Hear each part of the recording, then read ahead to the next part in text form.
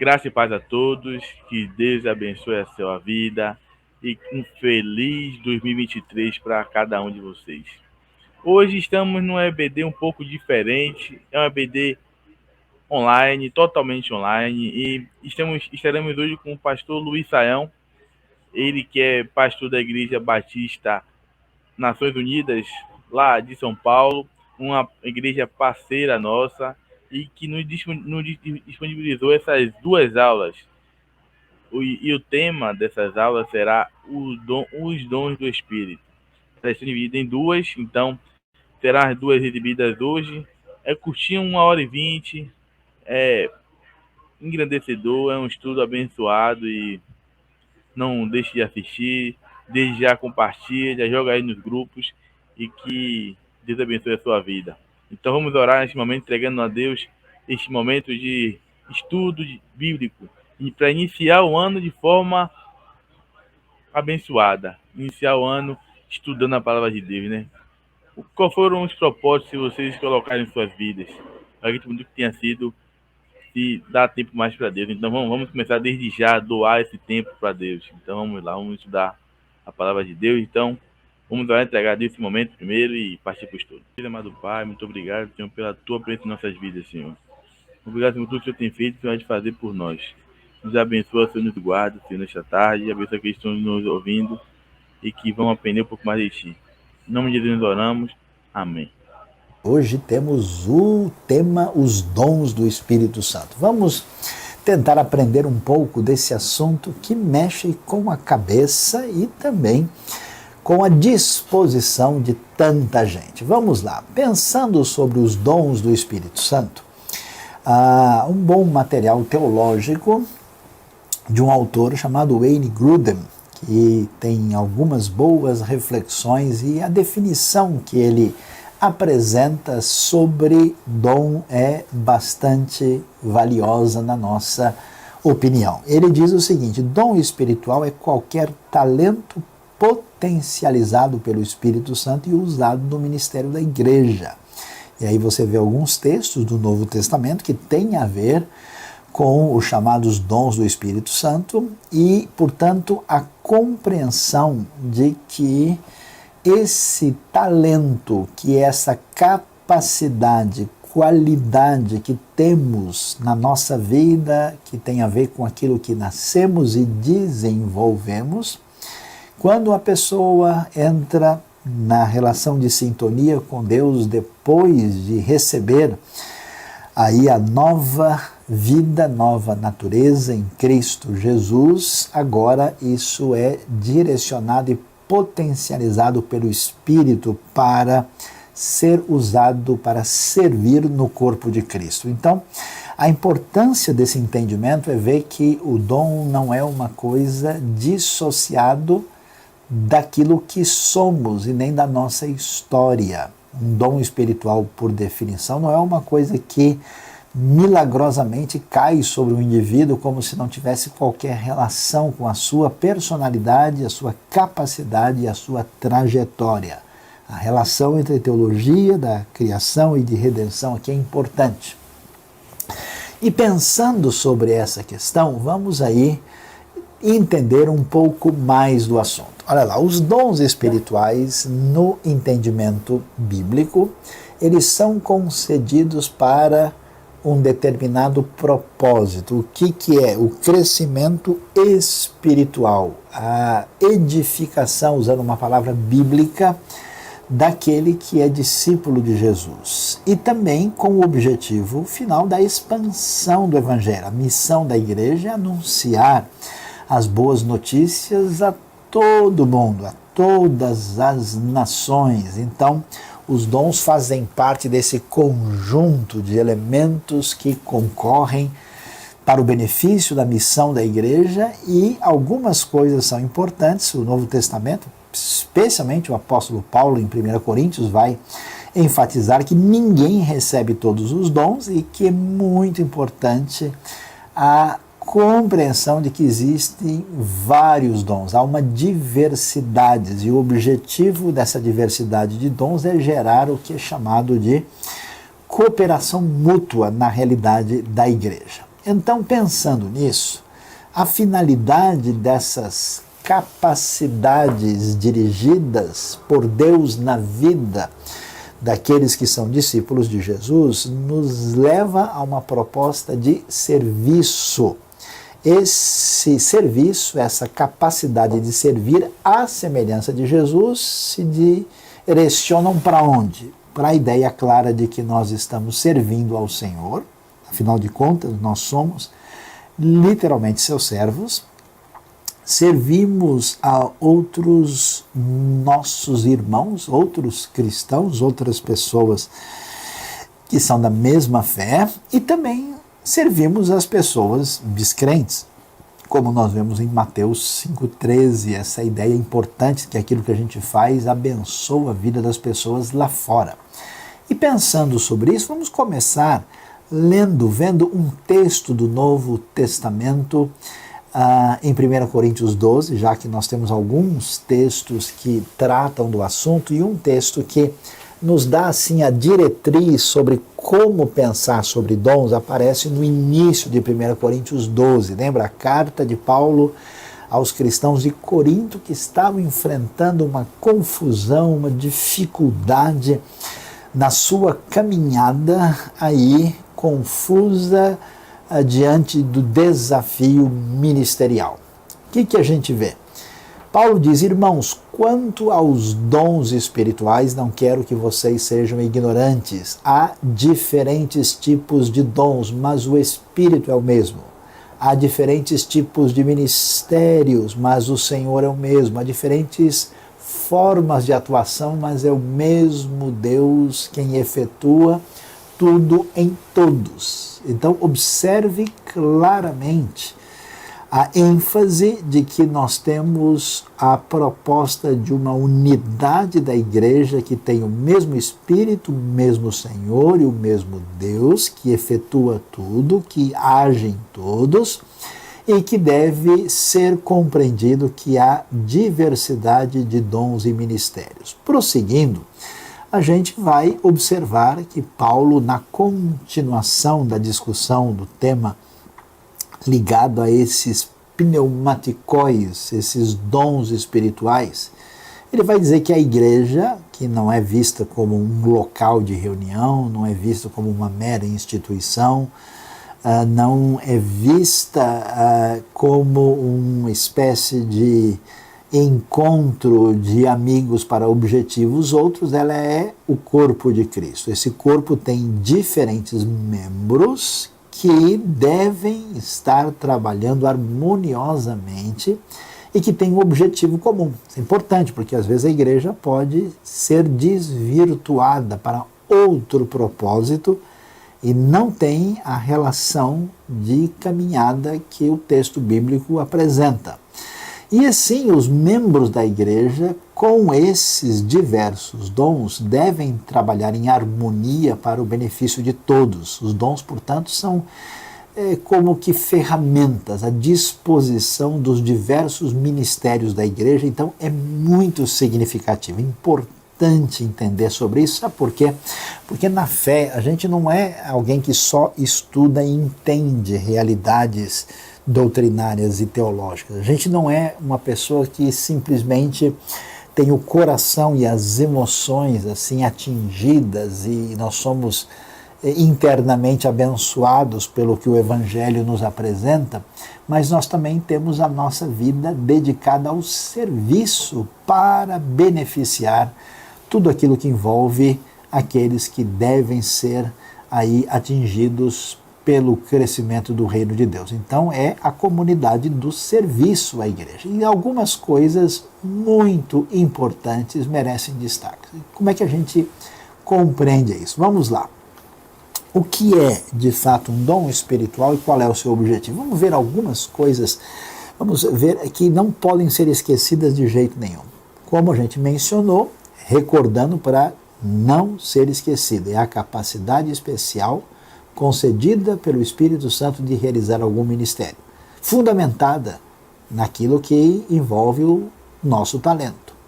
Os dons só são concedidos, segundo o Novo Testamento, a pessoas convertidas. O dom espiritual não é uma coisa que é uma capacidade que todo mundo tem. Porque se ele não é direcionado e potencializado pelo Espírito Santo, ele é visto como um talento, mas não é dom porque não tem a mesma referência de serviço em sintonia com a proposta de Jesus. Qual é o objetivo do dom? É atender a necessidade da igreja na pregação do Evangelho, na expansão da fé, e também gerar crescimento, maturidade espiritual naqueles que fazem parte desse contexto da Igreja de Cristo.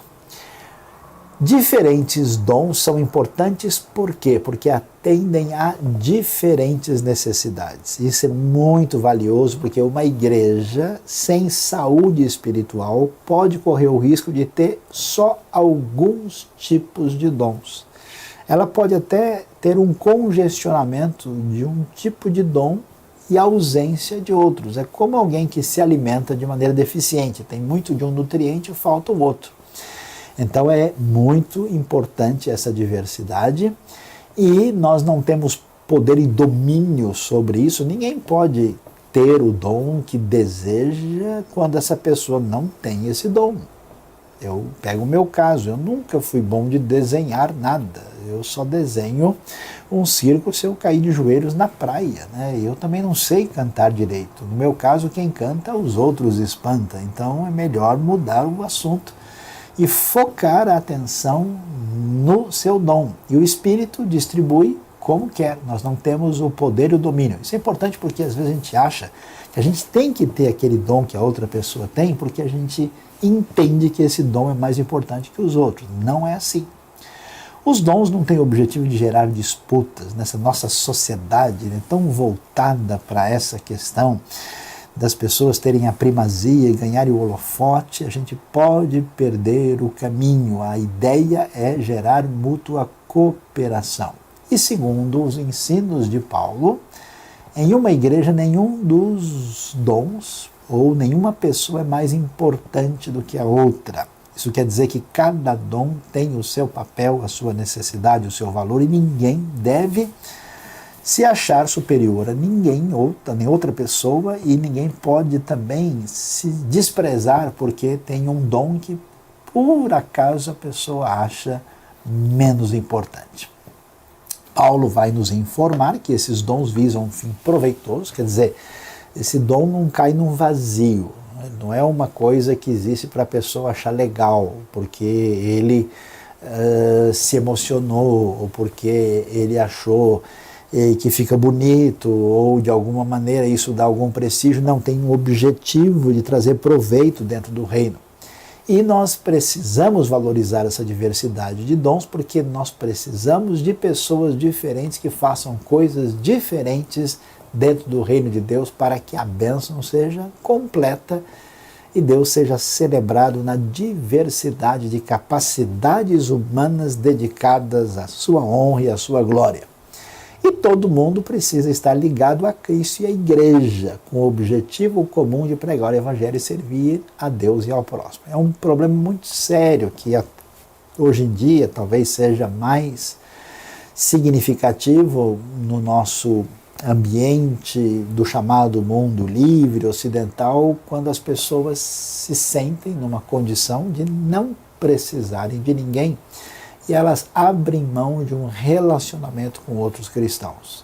Muita gente que um dia está aqui, outro dia está lá, e ele não tem qualquer relação de pertinência, nem de compromisso. É uma mensagem terrível para as pessoas que precisam conhecer o Evangelho, porque há um descompromisso com a continuação do que significa Cristo, que é o corpo de Cristo, a comunidade da fé. Nós somos chamados para essa mútua tolerância, somos chamados a trabalhar em conjunto, a gente é chamado para estar ligado a Cristo e ao corpo de Cristo e à igreja, e isso é por demais importante.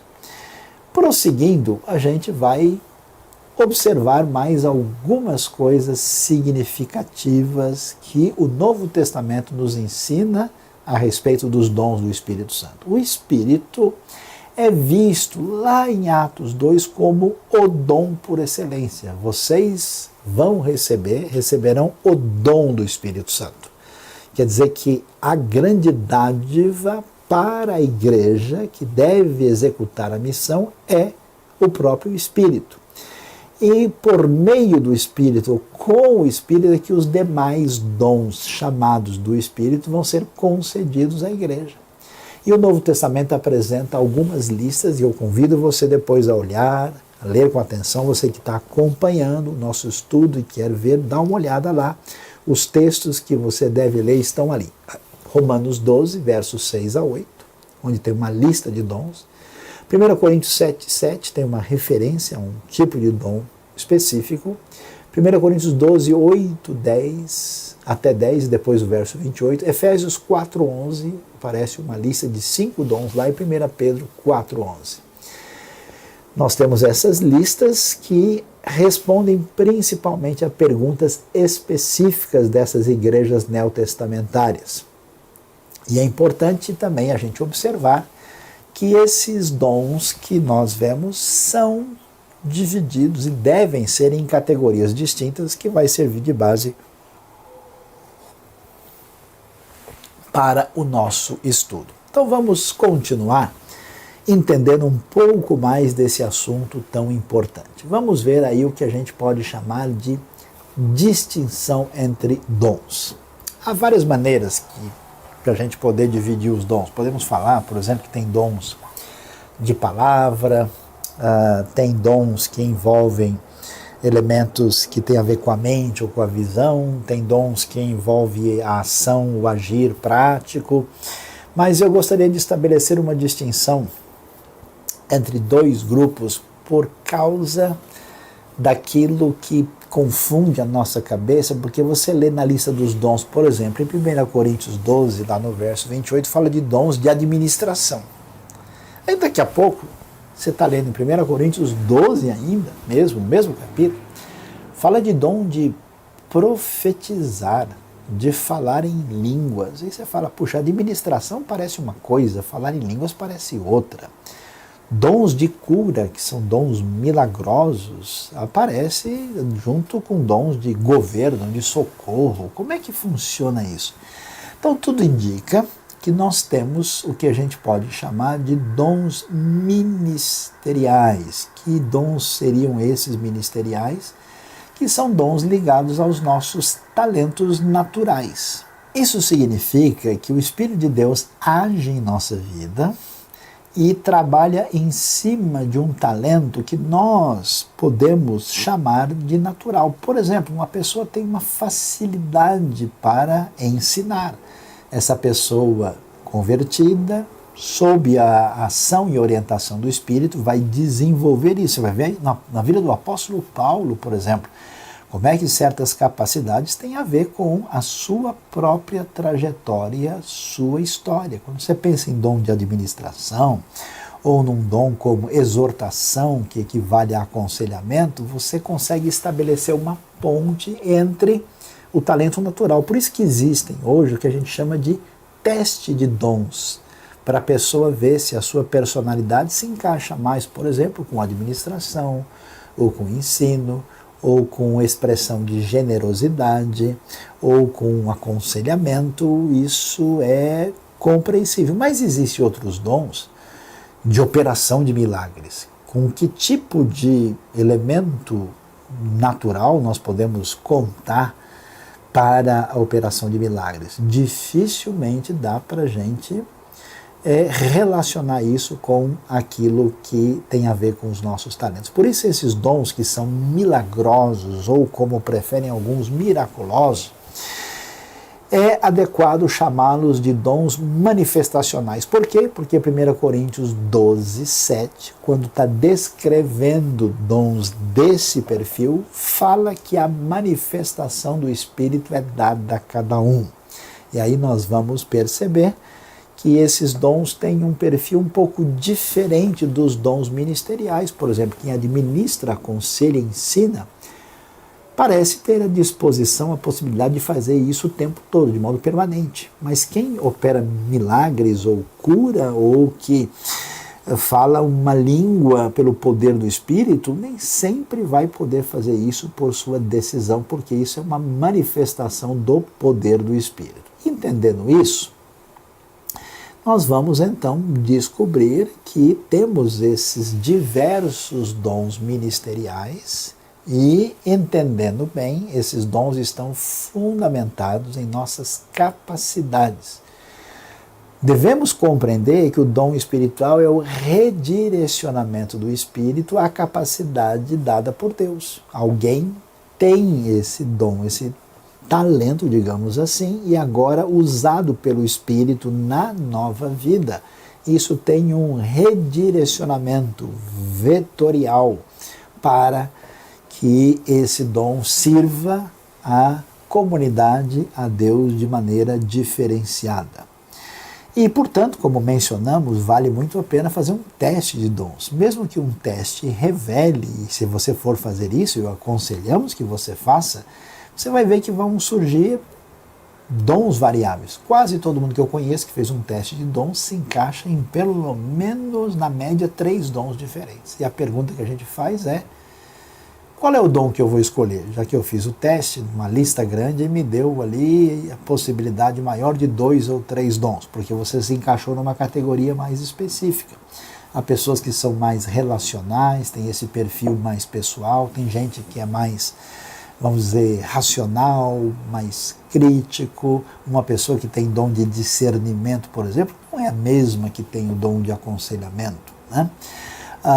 Mas quando você prestar atenção nos dons que você pode perceber na sua pessoa, sempre vai haver um dom principal, que a gente chama, com a boa literatura que discute o assunto, de dom motivacional. Quer dizer, aquilo que você tem a maior satisfação de fazer. Aquilo que você faz e você realmente percebe que Deus está usando a sua vida para o benefício dos outros, e você encontra aí esse ponto de bênção para os outros e o seu coração em plenitude de sintonia com o serviço, o que é o melhor dos mundos. Às vezes você tem até um dom que você executa, mas não é, digamos assim, a paixão do seu coração no serviço. Eu conheço pessoas que executam certas coisas e eles fazem porque precisa, porque é uma necessidade, mas é aquele negócio que, usando uma linguagem bem popular, dificilmente a pessoa veste a camisa, né? Eu conheço gente que tem dom de evangelizar, impressionante. Eles evangelizam naturalmente, sem esforço nenhum, estão sempre dividindo a palavra e falam com uma espontaneidade total. Entendendo isso, vamos adiante e agora prestando atenção ao ensinamento que aparece em Romanos capítulo 12. Dá uma olhadinha no texto aí. Portanto, irmãos, rogo-lhes pelas misericórdias de Deus que se ofereçam em sacrifício vivo, santo e agradável a Deus, esse é o culto racional de vocês. Paulo diz, olha, vocês conhecem o sistema de sacrifício antigo, pois é, agora Deus quer vocês no altar sendo plenamente oferecidos.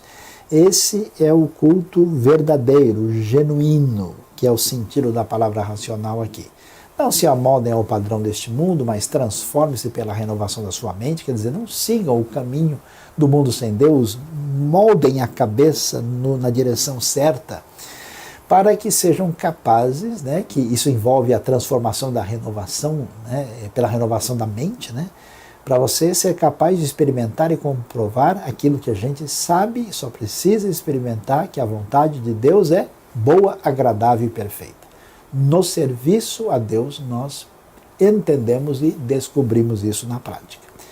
Por isso, pela graça que me foi dada, ele prossegue, digo a todos vocês, ninguém tenha de si mesmo um conceito mais elevado do que deve ter. Ou seja, para servir a Deus, ninguém pode estar de salto alto, né? De maneira a se sentir acima dos outros e entender-se de uma maneira indevida. Pelo contrário, deve ter um conceito equilibrado, de acordo com a medida da fé que Deus lhe concedeu. Ou seja, com equilíbrio, tendo uma visão correta de si mesmo para analisar-se e para servir no reino. E de acordo com o que a fé define para a nossa caminhada. E aí ele continua e diz, assim como cada um de nós tem um corpo com muitos membros, E esses membros não exercem todos a mesma função, também em Cristo, nós que somos muitos, formamos um corpo. E cada membro está ligado a todos os outros. Temos diferentes dons, de acordo com a graça que nos foi dada. Se alguém tem o dom, aí começa a lista. Primeiro, profetizar, use-o na proporção da sua fé. Se o dom é servir, sirva. Se é ensinar, ensine. Se é dar ânimo, consolar, aconselhar, exortar, que assim faça. Se é contribuir, que contribua generosamente. Se é exercer liderança, que a exerça com zelo. Se é mostrar misericórdia, que o faça com alegria. Dá uma olhada para a gente observar como Romanos nos dá uma lista de alguns dons que tem a ver com esse trabalho ministerial, que você vê são dons que estão relacionados com aquele aspecto de ministérios, coisas permanentes que fazem parte da realidade da fé. A gente ainda vai voltar para falar sobre eles com mais detalhes. Enquanto isso, em 1 Coríntios 12, você já está acompanhando, você tem aí uma lista que aparece na primeira parte do capítulo, onde aparecem dons que são milagrosos. Nesse caso, todos eles estão ligados a essa manifestação do Espírito que é mencionada no verso 7. Quais dons são? Palavra de sabedoria, palavra do conhecimento, que parece ser direção específica do Espírito para orientar uma pessoa numa situação em que a gente não tem condição de saber como caminhar. Fé, que não é a fé no sentido genérico, é específico. Dom de curar. Milagres ultrapassam a cura, né? É uma realidade como andar sobre as águas, como fazer coisas que não é simplesmente o restabelecimento da saúde. Profecia, discernimento de espíritos, línguas e interpretação de línguas. Ao mesmo tempo, no verso 28, nós temos uma menção de outros dons, e aqui nós temos uma mistura, porque está falando da importância deles. Então tem apóstolo, profeta, mestre, milagres, variedades de curas, socorros, administração e línguas, na lista de 1 Coríntios, conforme pudemos observar. Então veja que esses dons, na sua maioria, de 1 Coríntios 12, são dons usados pelo Espírito, poderosa e milagrosamente para algum propósito, e que tudo indica devem ser vistos como manifestações do Espírito para o benefício da comunidade da fé, do anúncio do Evangelho, e que a pessoa não tem controle sobre eles, como nós vamos falar na sequência. Como nós vemos, os dons apresentados no Novo Testamento apresentam essa diversidade que nós pudemos observar aí com a realidade dos dons manifestacionais. E aqui vale a pena nós olharmos alguns dos dons variados que aparecem nas diversas listas. Então, eu vou mencionar inicialmente, veja que 1 Pedro 4,11 é muito simples. Ele diz, olha pessoal, todo aquele que fala é aquele que serve, né? Ou seja, dividiu todo mundo em dois. Aquele que está servindo de alguma maneira, falando, pregando, ensinando, e aquele que executa alguma coisa. Veja que o texto bíblico tem um outro foco que a gente às vezes não está entendendo. 1 Coríntios 7,7 tem uma discussão específica do momento que eles estão enfrentando. Quer dizer, quem é que serve mais a Deus? Quem está sem vínculo matrimonial, como o apóstolo Paulo, ou uma pessoa que está cuidando da família? Os dois são importantes. Por isso ele vai apresentar o celibato como um dom, que não é apresentado como obrigatório e necessário para todo mundo, e ao mesmo tempo também apresenta o casamento nessa dimensão de estar ligado a um tipo de ministério cristão. Agora, as listas mais detalhadas, que vamos dizer assim, apresentam um eixo mais geral do assunto, aparecem em Efésios e em Romanos. E aqui essas listas precisam de uma atenção maior, porque aqui nós temos dons ministeriais, e ainda que o texto, atenção, não tem a intenção de apresentar para nós uma lista exaustiva. Ele está respondendo a questões circunstanciais no contato com a igreja local. Esses são dons importantes destacados no contexto neotestamentário. Então veja que Efésios fala de apóstolos. Existe um sentido de apóstolo que pertence somente ao grupo dos chamados por Jesus para serem testemunhas da sua ressurreição, e esse dom apostólico, digamos assim, está encerrado no conteúdo dos escritos dos apóstolos. Nós não temos mais apóstolos nesse sentido. Nós temos a doutrina apostólica que ficou revelada naquilo que Deus nos deixou. Mas há um outro sentido que aparece, por exemplo, em Atos 14:14, quando Barnabé, que não faz parte desse grupo, é mencionado e chamado de apóstolo. Isso é um missionário pioneiro que vai dar início a uma obra. Esse é um tipo de dom. O profeta é aquele que proclama, que fala a palavra divina. E é interessante porque profecia nem sempre está relacionada com uma coisa sobrenatural. Nós vamos ver ainda. Hoje não será possível, na próxima aula, porque o assunto é longo aqui, nós vamos falar sobre os dois tipos de dom profético que são derivados dessa realidade da profecia neotestamentária. Nós temos o evangelista, né, que anuncia a mensagem do evangelho, e é interessante, pastor-mestre. A gente tem a tendência de enxergar o pastor como uma pessoa que ajuda a gente na hora que está difícil. No Novo Testamento, a ideia principal de pastor está ligada ao ensino da palavra de Deus. Ele conduz, mas não conduz somente ajudando na hora que machuca, conduz no sentido de dizer para onde a ovelha deve ir. Aliás, as ovelhas se machucam exatamente porque não escutam a orientação do pastor. Hoje em dia tem muita ovelha que é mais bode do que ovelha, e aí fica difícil caminhar. Por isso o pastor, ele é também mestre. Ou seja, não tinha uma pessoa que era pastor e outro mestre, como hoje o pessoal costuma fazer, de separar a teologia da condução de liderança e de cuidado. Isso deve estar interrelacionado. Portanto, como não tem a figura do mestre isolado, existe o dom do pastor-mestre. Em Romanos 12, a outra lista aparece. Profecia, que nós já mencionamos, que tem que ser em conformidade com a fé.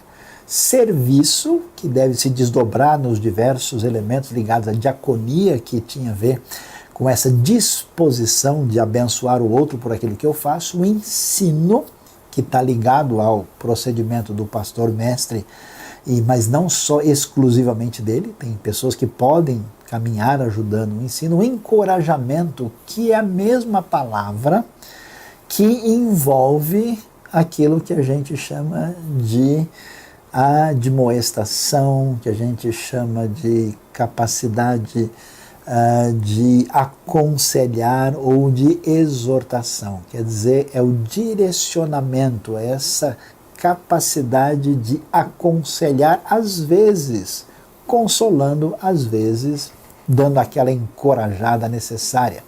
Contribuição, esse desprendimento especial para o crescimento da obra de Deus, tão importante. Liderança, que é essa capacidade de mobilização, né?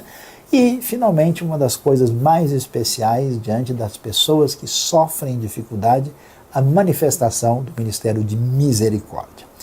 Fique ligado, por enquanto é isso que nós vamos ver. Esses dons são permanentes e necessários, e você estude, preste atenção, veja cada um desses textos, e na próxima aula nós vamos ter o desfecho do nosso curso sobre o Espírito Santo, e vamos estudar a segunda parte dos dons espirituais. E vamos então ver aí a questão dos dons do Espírito Santo, a segunda parte. Vamos lá. Nós mencionamos nitidamente a questão que envolve os dons, daquilo que foi apresentado como a distinção, por exemplo, de um dom de administração, um dom que envolve aconselhamento, encorajamento, exortação, e um dom, por exemplo, de operar milagres, ou um dom que envolve uma cura sobrenatural. Então, que a gente deve perceber? Veja, o texto bíblico é muito claro no seu ensino, especialmente quando lemos 1 Coríntios capítulo 12, que no corpo de Cristo todo mundo tem a sua função e ninguém é melhor do que ninguém, nenhum dom torna uma pessoa mais importante do que a outra. Porque às vezes um dom não tem visibilidade, ele não tem a proeminência, mas ele tem grande importância. Assim como o seu coração, o seu pulmão não aparecem externamente, são vitais. Há certos dons que não ganham visibilidade muito expressiva, mas são muito valiosos. Então, quando se pensa sobre isso, a pergunta que a gente levanta é: será que os dons podem variar em poder? Sim, quando nós lemos o texto bíblico, várias referências do Novo Testamento, a gente vai ver que alguns dons funcionam como uma manifestação de poder maior. Não quer dizer que eles são mais importantes, não quer dizer que as pessoas sejam menos valiosas no reino, mas os dons podem variar em poder. E continuando a pensar sobre essa questão, a gente pergunta se os cristãos possuem os dons por um tempo ou de modo permanente. E é muito significativo observar que a ideia do Novo Testamento é que os dons são uma realidade assim fundamental na vida da igreja, do corpo de Cristo. Portanto, não existe igreja e corpo de Cristo sem dons. Nesse sentido, a gente sabe que esses dons, por definição, eles são permanentes. Eles estão acompanhando a realidade da igreja. Agora, é claro, nós vamos entrar nessa discussão hoje. A pergunta é: qual é o papel dos dons que nós observamos serem especificamente mais milagrosos? Por que é importante falar sobre isso? É porque na trajetória recente das igrejas cristãs, especialmente evangélicas, no mundo todo, isso tem sido um motivo de discussão e de tentativa de entendimento do Novo Testamento. O que a gente pode perceber? É que há uma diferença. Existem dons que a gente pode dizer que eles estão numa realidade de uso permanente, constante. É impossível pensar numa igreja de Cristo onde não exista dom de misericórdia, de contribuição, de administração, de ensino, de exortação. Eles estão lá. Mas nem sempre nós vamos ter alguns dons extraordinários da mesma maneira ou intensidade de que nós temos em relação aos outros dons, que são esses dons que nós mencionamos como sendo ministeriais. Esses dons que 1 Coríntios 12, 7, veja que está destacado aí, são chamados de manifestação do Espírito. Nós vamos ver que eles se comportam de uma maneira um pouco diferente. Vamos analisar isso com mais atenção no nosso estudo sobre o assunto aqui na nossa classe especial da IBNU. Então vamos olhar o que nós temos especificamente. Esses dons que estamos chamando de ministeriais, que são absolutamente permanentes, estão em toda a história da igreja, eles estão ligados aos talentos naturais, como você pode ver no ensino e na administração. Não são dons assim que estão dissociados da capacidade que a pessoa tem. São dons que mostram que essa relação do Deus que nos salva se define em conexão com o Deus que nos criou. Já esses dons milagrosos, esses carismatas que aparecem especialmente detalhados em 1 Coríntios 12, esses dons, como mencionamos, eles devem ser vistos como dons manifestacionais, e vamos entender o cenário, qual é a razão disso. Eles são chamados assim, manifestacionais, e podendo ser utilizados por Deus quando há necessidade. Eles mostram um perfil de distinção dos outros dons. Por isso é interessante você ver que quando nós temos o momento do Pentecoste, né, esse crescimento da igreja primitiva e a descrição do que Paulo ensina em 1 Coríntios, de fato você vê a comprovação da manifestação desses dons milagrosos, como falar em línguas que a pessoa nunca estudou, como interpretação de línguas, a profecia que envolve um elemento sobrenatural direto, o dom de operação de milagres, aquela lista daqueles que nós vimos em 1 Coríntios 12 especialmente. Agora veja só, é interessante observar que o apóstolo Paulo, que manifestou nitidamente esse dom de cura, né? Você vai se lembrar pelo menos de 2 episódios, quando ele está lá em Troade e o Eutico ouve o discurso de Paulo até tarde, Paulo prolongou e ele caiu do alto da janela e morreu, e Paulo orou e ele ressuscitou. O naufrágio que acontece quando Paulo fica na ilha de Malta e lá está Públio e o pai dele está muito doente, Paulo ora e ele se recupera. Mas esse mesmo Paulo vai encontrar o seu amigo Trófimo, segundo o texto de 2 Timóteo 4, 20, e Trófimo fica doente em Mileto. E o texto diz simplesmente que Paulo deixou Trófimo doente em Mileto. Nós vamos ver, por exemplo, Paulo dizendo para Timóteo que tem problemas com o estômago, para ele tomar água misturada com vinho, em vez de dizer, olha, eu determino que haja cura no seu estômago e está tudo resolvido.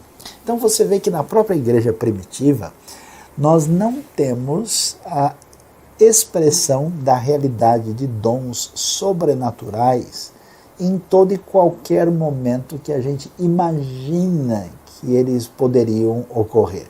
Chega a ser até uma ironia, né, que Deus, com seu poder, ressuscita mortos, faz curas extraordinárias e, por exemplo, você vê um Estevão morrer apedrejado sem nenhuma intervenção divina. Você vê os apóstolos sofrerem. A gente vê problemas dentro do contexto da igreja sem que esses dons sejam utilizados de uma maneira meio que, digamos assim, mágica. O que a gente quer dizer com isso? É que, como esses dons são chamados manifestação, quer dizer que eles estão relacionados com a ação e o poder do Espírito de Deus. Eles são sujeitos à ação soberana de Deus, porque o Espírito vai agir conforme Ele quer. Eles não estão debaixo do controle manipulativo do profeta ou da pessoa que recebe esse dom. Isso quer dizer que uma pessoa às vezes pode orar por alguém e acontecer uma cura, e no outro momento pode orar e não acontecer essa cura. E também nós vamos observar que esses dons não acontecem em todo e qualquer momento, mostrando aí realmente a palavra muito clara do Novo Testamento, que eles são uma manifestação do Espírito, ligados ao plano de Deus, à soberania divina, ao poder de Deus, aquilo que envolve uma ação peculiar. Não é verdade que os cristãos primitivos, cheios do Espírito Santo, servindo a Deus, poderiam fazer e falar qualquer coisa e agir com qualquer milagre como se tivesse um poder mágico na mão, como eles pudessem ter esse dom para funcionar na hora que ele bem quisesse. Não é a mesma coisa do que nós encontramos no Novo Testamento. Por causa desse tipo de consideração, historicamente surgiu o que a gente pode chamar de um debate na história da igreja cristã a respeito do assunto. Pelo fato da gente perceber que no Novo Testamento nem sempre esses dons acontecem intensamente em toda e qualquer situação, e pelo fato de, depois de olhar na história da igreja e ver que esses dons acontecem em quantidade menor de ocorrências do que aconteciam no ambiente da igreja primitiva, a pergunta é: será verdade que os dons milagrosos envolvendo o dom de falar em línguas, de interpretar essas línguas, será que isso era algo restrito à realidade da igreja primitiva? Como é que a gente entende? Esses dons valem para hoje? Se valem, valem até que ponto? Ou será que eles perderam a sua validade? Você vê o nosso quadro sobre o debate chamado cessacionista, mas eu vou pedir para você dar uma olhada comigo no texto bíblico e a gente volta para o nosso quadro para tentar entender qual é a discussão sobre o assunto, porque quando a gente estuda um tema assim, mais teologicamente, a gente precisa prestar atenção na exegese, no entendimento do texto original, precisa prestar atenção na reflexão teológica feita a partir daí e também aprender com as lições da história do entendimento desse texto no contexto da cristandade. Vamos ver o que o texto diz? Olha lá. Em 1 Coríntios, nós vamos ler no capítulo 13, o texto bíblico diz: o amor nunca perece, mas as profecias desaparecerão. As línguas cessarão, o conhecimento passará, pois em parte conhecemos e em parte profetizamos. Quando, porém, vier o que é perfeito, o que é imperfeito desaparecerá. Quando eu era menino, falava como menino, pensava como menino e raciocinava como menino. Quando me tornei homem, deixei para trás as coisas de menino. Agora, pois, vemos apenas um reflexo obscuro, como em espelho, mas então veremos face a face. Agora conheço em parte, então conhecerei plenamente da mesma forma como sou plenamente conhecido. Então veja bem essa frase que aparece aí, que diz no verso 10, quando vier o que é perfeito, o que é imperfeito desaparecerá. Voltando para o debate cessacionista. O entendimento de alguns foi o seguinte, que esses dons milagrosos que envolviam profecia, que envolviam línguas com interpretação e milagres, que eles foram especialmente importantes na história do início da igreja e estão diretamente vinculados à era apostólica. Uma vez que essa era apostólica terminou e o ensinamento e o conhecimento a respeito de Deus, que veio por meio dos apóstolos, se tornou o que nós temos na revelação dos 27 livros do Novo Testamento, a função desses dons não se aplica mais. Então, entendendo 1 Coríntios 13, como nós lemos ali, especialmente verso 8, 9 e 10, quando fala sobre línguas, profecia e conhecimento, é que essas coisas chegou o momento delas desaparecerem. E ainda que Deus ouça as nossas orações, nos abençoe e de certa forma venha fazer muito em favor da sua obra, não é adequado esperar uma função de dons carismáticos ou sobrenaturais da mesma maneira como havia na igreja primitiva. Com esse raciocínio, que é um raciocínio dizendo que aquilo que era perfeito, que seria uma referência à revelação completa, ao cânon bíblico, e isso significaria então que esses dons cessaram completamente na era apostólica.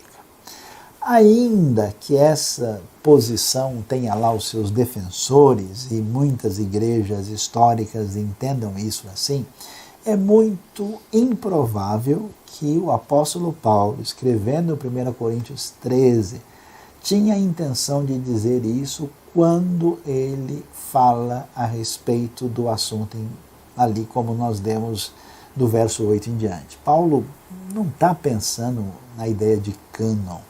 Ele não está, se for assim, né, ali também o conhecimento desaparecerá. Então, esse argumento ele não é forte o suficiente, porque parece sugerir que Deus deixou de ser mais poderoso, Deus parece que menos poderoso através da história, e estudando a história da igreja toda, nós vamos ver Deus fazer coisas extraordinárias muitas e muitas vezes. Podemos sim dizer que a autoridade apostólica estava vinculada à expressão especial de poder e milagre que acontecia para mostrar que eles tinham estado com Jesus e estavam exatamente fazendo aquilo que tinha sido ordenado por Jesus. Mas você vai se lembrar, por exemplo, que pegar, por exemplo, Atos 8, você vê Filipe indo para Samaria. Filipe é do grupo dos 7 de Atos 6. Ele não era um apóstolo, no entanto, a gente vai ver milagres extraordinários acontecendo em Samaria e o poder de Deus se manifestando. Vincular isso exclusivamente à realidade apostólica parece ir além do que o texto pretende de fato apresentar. Do outro lado, nós temos a visão dos chamados grupos carismáticos e os grupos pentecostais, né, que fazem parte de um movimento da igreja cristã que começa aí no final do século XIX e ganha força a partir de 1901, mais especificamente 1906, e se espalha pelo mundo todo. E a interpretação do movimento pentecostal carismático foi a seguinte: olha, os dons não só são uma realidade, mas eles são vitais. Eles não cessaram e no ambiente dessas comunidades eles são prioridade. Claro que isso varia de um grupo para o outro. Há grupos em que a gente pode assim perceber em que os dons são recebidos de maneira um pouquinho mais moderada, mas em outros aquilo realmente ganha um papel notório e recebe ênfase particular das lideranças ali envolvidas. E como é que foi o raciocínio do contexto pentecostal? Um dom que recebe uma atenção especial foi o dom de línguas. Agora é interessante como é que isso foi construído. A ideia é que línguas, a princípio, é um sinal da segunda bênção.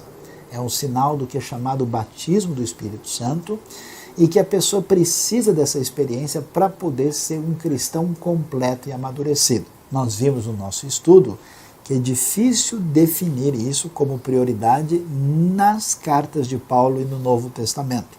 Ainda que seja possível entender experiências diferentes de enchimento do Espírito, essa priorização, e especialmente priorização dada a línguas, não parece estar em sintonia com 1 Coríntios 12, que até pergunta, né? Por acaso falam todos em língua?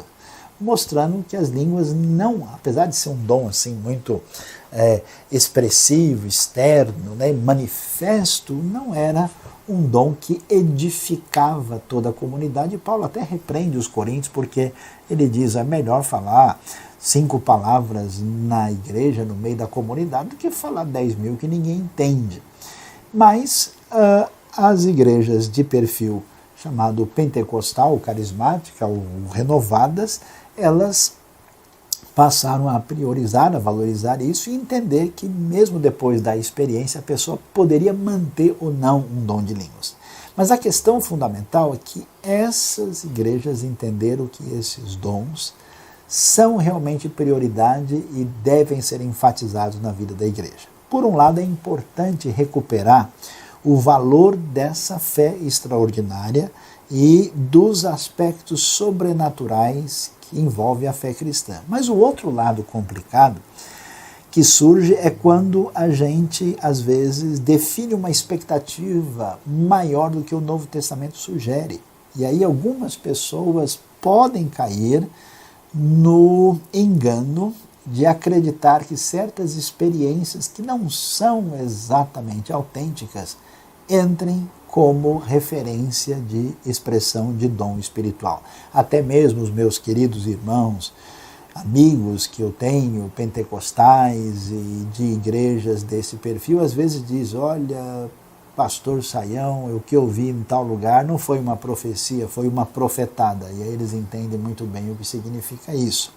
Nosso objetivo não é aqui, de qualquer maneira, faltar com o amor aos queridos irmãos, mas ver os limites de certas considerações que devem ser reavaliadas. Por isso, parece fazer mais sentido não ter uma posição extremada nem de um lado nem de outro. Alguns evangélicos históricos, alguns um pouquinho mais abertos para experiências extraordinárias, outros um pouquinho mais comedidos, não têm uma definição absoluta sobre o tema, ou seja, tem uma posição aberta. O que é essa posição aberta? Primeiro, não dá para fechar dizendo que não é possível que Deus cure, que Ele faça algo extraordinário ou milagroso em nosso tempo, porque isso é só na época apostólica. É difícil demais defender isso no Novo Testamento.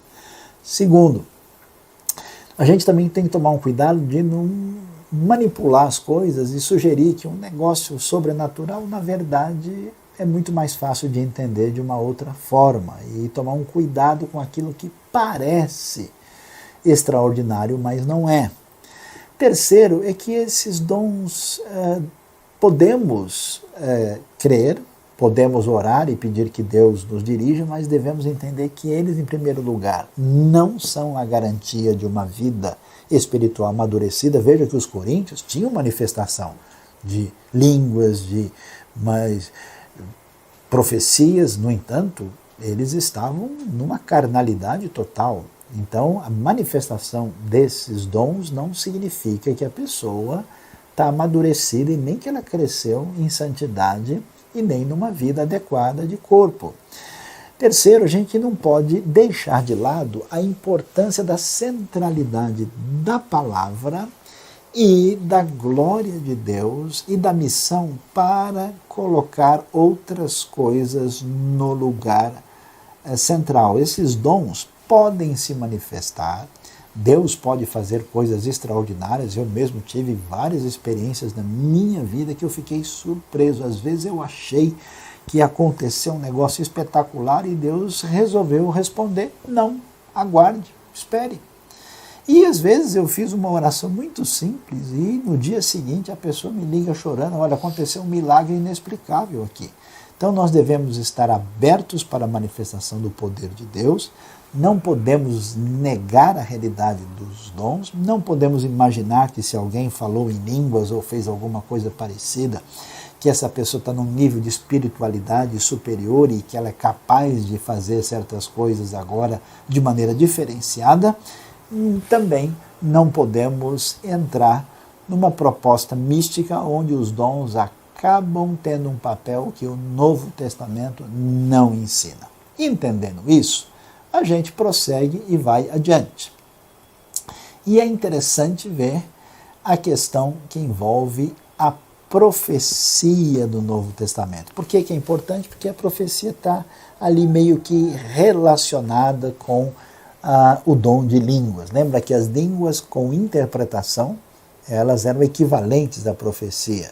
E fica claro que essas línguas de 1 Coríntios são algo dado pelo Espírito Santo. Ninguém vai dizer que aquilo era a língua que a pessoa aprendeu.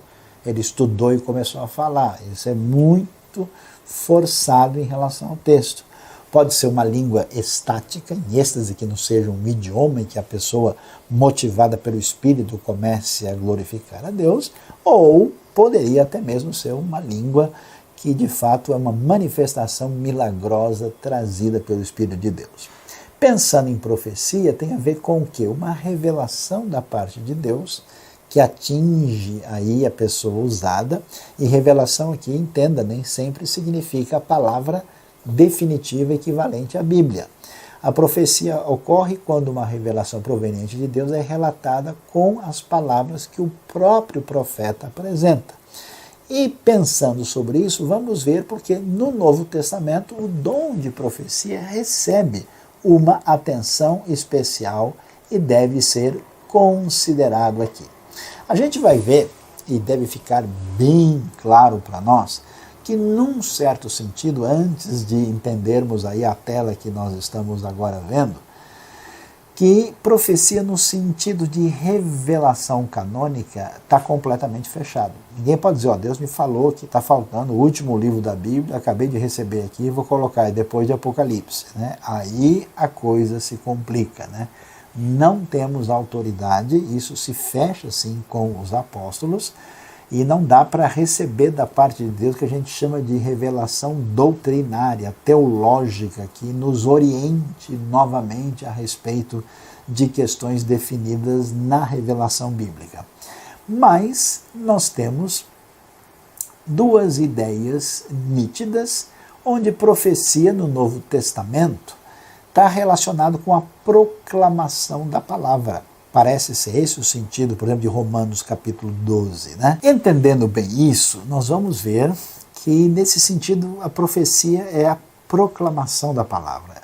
Equivale em grande parte, por exemplo, à pregação. Nem sempre profecia quer dizer algo sobrenatural, que a pessoa é tomada pelo poder maior do Espírito e ela perde completamente a noção das coisas. Não, ela tem a ver com a proclamação da palavra, alguém que prega sob a orientação do Espírito, nesse sentido está trazendo a palavra divina, está profetizando. E o outro tipo de profecia quando a pessoa de fato é tomada por Deus, como acontece com Ágabo, por exemplo, conforme o relato de Atos, falando sobre o que ia acontecer com o apóstolo Paulo. Ele tem a profecia que ele entra em êxtase, e aí isso é uma profecia chamada estática. Deus pode, conforme o seu propósito e a sua soberania, usar uma pessoa nessa condição, mas veja bem, ninguém pode dirigir a sua vida por uma profecia mântica. O que quer dizer mântica? Quer dizer que adivinha, que fala do futuro. Por quê?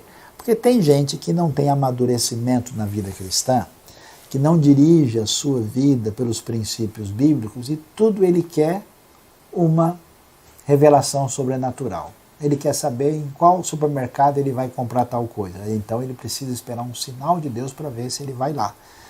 Tudo que ele vai fazer, ele necessariamente exige que alguém especial faça uma oração e diga para a pessoa. Isso não é o ensino do Novo Testamento. É claro que você vê Deus fazendo isso com Paulo em relação à obra missionária, numa situação de contexto muito peculiar, mas a gente não pode, né, tomar as decisões da vida, se você vai comprar um sapato, se você vai visitar o seu tio, e aí você vai toda hora querer saber se Deus sobrenaturalmente vai mostrar se você deve ou não. Use os princípios de Deus como norma para a vida, como diretriz que a gente deve seguir e não qualquer tipo de profecia específica.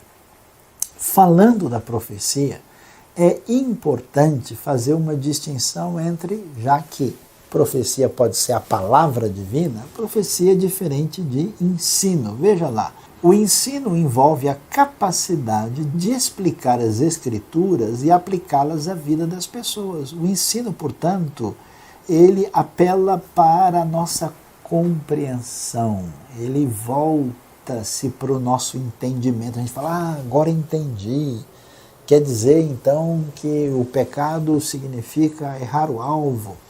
Quer dizer que Deus pede obediência, quer dizer que se eu creio, eu não dependo mais das minhas forças, eu entendo o ensinamento, a doutrina, isso me traz clareza e eu posso dirigir a minha vida de modo bem fundamentado. A profecia não se volta tanto para a explicação, para o entendimento. A palavra que aparece como uma diretriz profética, geralmente os profetas eram aquelas pessoas que traziam palavras de desafio, levavam as pessoas a ter uma atitude de arrependimento, anunciavam aquilo que Deus ia fazer. Portanto, tem a ver com o fato de Deus trazer algo espontâneo à nossa mente e ela é especialmente dirigida à nossa vontade. Então, uma palavra profética, ela atinge o nosso interior no sentido do nosso coração, da nossa disposição, da nossa decisão, e não é simplesmente um entendimento das coisas, e a gente dá para ver um pouco dessa distinção. E pensando nas línguas, fica claro que as línguas do Novo Testamento são um dom de Deus, mas um dom que precisa ser visto como um dom autêntico. Por quê? Porque alguém pode imitar falar em línguas. Alguém pode ter um tipo de fenômeno que não seja de fato uma expressão de um dom espiritual. Lembrando sempre que, segundo o ensino de 1 Coríntios, línguas não é o principal e não é de jeito nenhum prova de espiritualidade. Não pode ter prioridade na vida da igreja e lembre-se, não é útil para os descrentes. Paulo disse isso muito claro, ó, se entrar a pessoa que não conhece a Deus, que é descrente no meio de vocês, vão achar que vocês estão loucos. E a pessoa que fala em línguas, diz Paulo, edifica apenas quem fala, apenas a pessoa que está falando. Mas, no entanto, ao contrário do que muitas igrejas mais fechadas fazem, diz Paulo que o dom de línguas não deveria ser proibido, ou seja, não é um problema em si. O mau uso é um problema, ainda que não seja a coisa mais importante da vida da igreja. Entendendo tudo isso, nós devemos fazer todo o esforço, depois da nossa caminhada ampla, estudando os diversos dons, e indo para frente, agora é a hora de pensar o que nós devemos fazer com os dons que nós temos. E a nossa solicitação, pedido a todos, é que você precisa servir no reino de Deus. É para isso que os dons existem. Então, nós dissemos algo importante. Os dons ministeriais têm a ver com o que nós somos, com o nosso talento, com a nossa capacidade. Por isso, um bom teste de dons espirituais, e tem algumas alternativas disponíveis aí para a gente, na boa literatura, e até mesmo você encontra em alguns sites, alguns bons testes de dons, ele vai revelar que eu tenho alguns dons. Você vai ver pelo seu perfil, pelo que você faz, como é que você reage. E isso ajuda uma pessoa que tem o dom de generosidade, é diferente de quem tem o discernimento de espíritos. Ou uma pessoa que tem dom de ensino, é diferente da pessoa que tem o dom de misericórdia, e assim por diante. E quando você fizer o teste de dons, você vai descobrir que tem uns 2 ou 3 dons principais que vão ser mostrados aí, vamos dizer assim, na sua pontuação de prioridade. Mas um dom é um dom principal. Esse é o seu dom que a gente chama de motivacional, que mexe com o seu coração, que é aquilo que você tem gosto, que você se empolga, que você veste a camisa, que você quer de fato colocar em prática. Eu preciso conectar o dom com uma necessidade. Eu vejo algumas igrejas que sofrem alguns problemas porque elas têm excesso de dom na mesma área. Tem um monte de gente que faz a mesma coisa, enquanto muitas igrejas têm lacuna e gente em falta porque não tem pessoas naquela área. Então, o melhor dos mundos é ver o meu dom, especialmente motivacional, sendo relacionado diretamente com uma necessidade no corpo de Cristo. Eu tenho de desenvolver o meu ministério a partir do dom que Deus me deu. A gente pergunta, como é que a igreja deve funcionar? Deve funcionar a partir do meu dom e como é que ele me traz um sonho no reino para servir no corpo, e aí as coisas se encaminham, não a partir de uma estrutura rígida e inflexível, mas a partir daquilo que existe na vida da pessoa. O meu ministério deve desenvolver projetos específicos e concretos que são derivados desse dom espiritual. E nós devemos ainda enfatizar que essa questão de servir no reino, e isso que envolve a questão dos dons, é muito importante. Por quê? Porque se nós entendemos qual é o nosso dom, qual é o nosso papel, e desenvolvemos um projeto e começamos a fazer isso funcionar no reino de Deus, eu encontro o meu lugar e a minha produtividade no reino. Quando isso não acontece, a pessoa vai fazendo a coisa mais ou menos no tapa. Então veja lá, nunca tente fazer tudo. Conheço gente que entra num estresse, num desgaste, vai lá, assume um monte de coisa, depois não faz bem nenhuma delas, aí fica frustrado, aborrecido, briga com todo mundo, depois larga e não faz mais nada. Não tente fazer tudo sozinho, isso não funciona. Não tente se sobrecarregar. Não se entregue a um ativismo impensado que deixa a gente sobrecarregado e esgotado. Depois, dê espaço para os outros. Tem gente que às vezes é tão ansioso e tão controlador que tudo ele quer mais ou menos dominar e fazer. Deixa outras pessoas podem fazer. Tem outra área em que alguém é bem melhor do que você, tem lugar para todo mundo no reino de Deus. É importante, e isso é muito valioso, você se firmar numa igreja, porque segundo o Novo Testamento é corpo de Cristo. Não dá para a gente, cada vez que a gente não gostar de uma coisa aqui e ali, a gente muda de lugar, vai para lá, vai para cá, ou fica sem comunidade para se envolver, e aí é difícil às vezes, surgem problemas, a gente entende, mas firme-se num ambiente de pessoas que servem a Deus, onde você pode fazer diferença. Se você não está firmado em lugar nenhum, é difícil você florescer, como uma planta que cada semana você põe num vaso diferente. Ela termina não chegando à maturidade necessária. Organize o seu tempo para aprender e servir. Algumas pessoas que tentam servir no reino, às vezes, entraram num processo mecânico e não aprendem mais nada.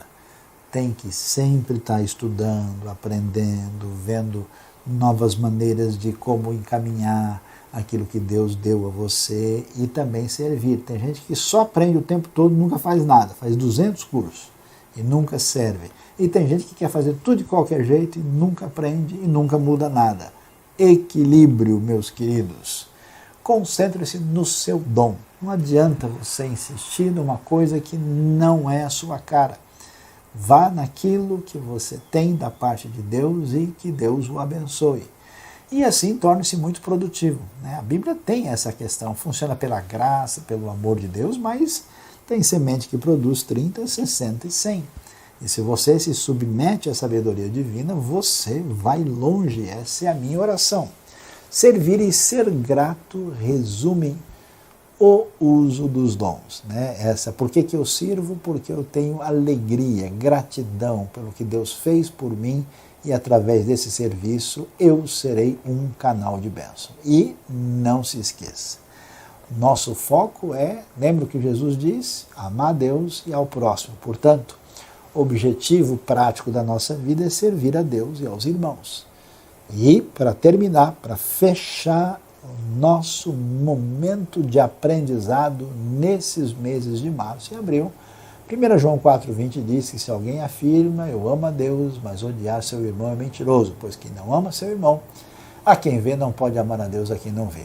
Portanto, que Deus abençoe a sua vida, ajude-o a encontrar o seu dom, desenvolver o seu dom e glorificar a Deus com a sua vida e servir aos irmãos e a todos aqueles que Deus colocar no seu caminho para a honra e glória do Senhor. Deus nos abençoe. Muito obrigado. E assim nós terminamos a nossa primeira EBD do ano. Então, que Deus abençoe a sua vida. Não se esqueça que logo mais às 18 horas temos a nossa celebração. É a reprise da celebração especial de Natal. Então, o convite está feito desde já. Fica conosco, se inscreve no nosso canal, compartilha no WhatsApp e vamos seguindo aí nessa iniciar o ano com a palavra de Deus na ponta da língua e estudando a palavra de Deus. Então, Deus abençoe a sua vida e obrigado pela sua presença.